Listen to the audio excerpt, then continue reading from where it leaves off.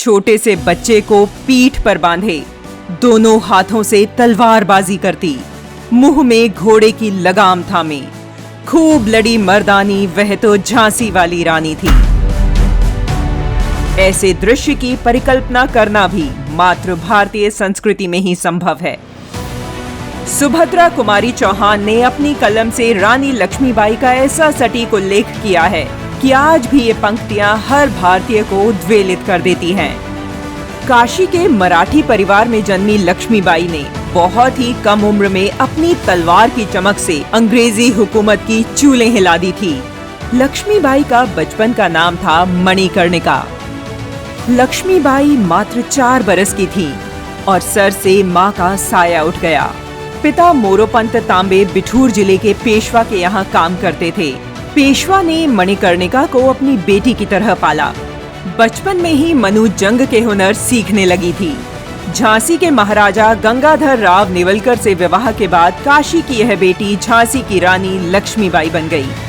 1851 में लक्ष्मीबाई ने एक पुत्र को जन्म दिया, लेकिन कुछ महीनों में ही पुत्र की मृत्यु हो गई।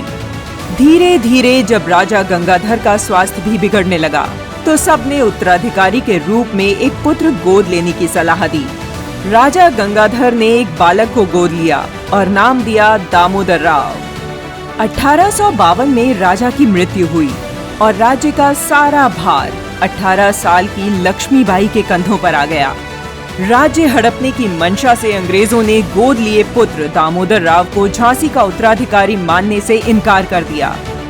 1854 में ब्रिटिश सरकार ने लक्ष्मीबाई को महल छोड़ने का आदेश दिया, लेकिन रानी लक्ष्मीबाई ने झांसी नहीं छोड़ने का फैसला किया। हालांकि इसके बाद भी सरकार ने झांसी को अपने अधीन कर लिया और रानी से जबरन झांसी के सारे अधिकार छीन लिए। रानी अब झांसी के राजकार्यों में हस्तक्षेप नहीं कर सकती थी, वह दुर्ग में प्रवेश भी नहीं कर सकती थी। अंग्रेजों की यह तानाशाही रानी लक्ष्मीबाई को स्वीकार नहीं थी। उन्होंने अपनी सुरक्षा को मजबूत किया और एक स्वयं सेवक सेना का गठन किया। रानी लक्ष्मीबाई के राज्य की महिलाओं को भी सैन्य प्रशिक्षण दिया गया। उधर 1857 के स्वतंत्रता संग्राम का बिगुल फूट चुका था। रानी भी क्रांतिकारियों से मिल गई। ज्यों ही अंग्रेजों को यह पता चला, उन्होंने रानी पर आक्रमण कर दिया। रानी लक्ष्मीबाई ने भी पूर्ण शक्ति के साथ रणचंडी रूप में युद्ध लड़ा और अंग्रेजों को झांसी का किला छोड़कर भागना पड़ा। इस तरह रानी ने अपनी झांसी पर शासन वापस पा लिया। 1858 तक रानी ने झांसी पर शासन किया, लेकिन अंग्रेजों की कुदृष्टि अब भी झांसी पर थी। लेफ्टिनेंट वॉकर ने 23 मार्च 1858 को झांसी की सीमाओं में प्रवेश कर आक्रमण कर दिया।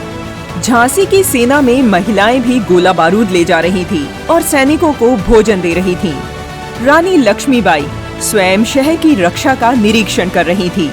2 सप्ताह तक युद्ध चलता रहा। अंग्रेज किले की दीवार में सेंध लगाने में सफल हो गए।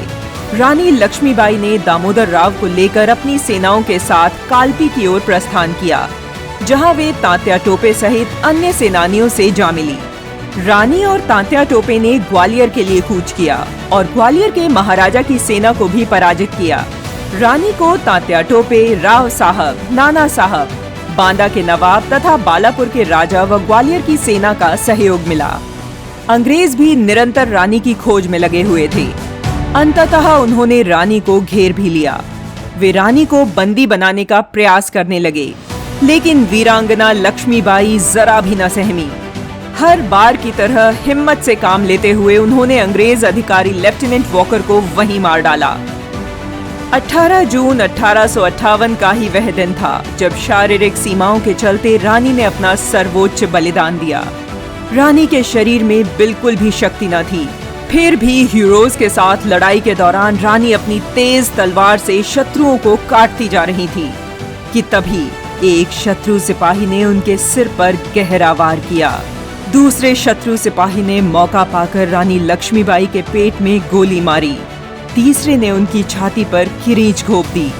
1857 के स्वतंत्रता संग्राम की वीरांगना लक्ष्मीबाई ने कभी भी अंग्रेजों की दास्ता स्वीकार नहीं की और अपनी मातृभूमि की रक्षा करते हुए वीरगति प्राप्त की।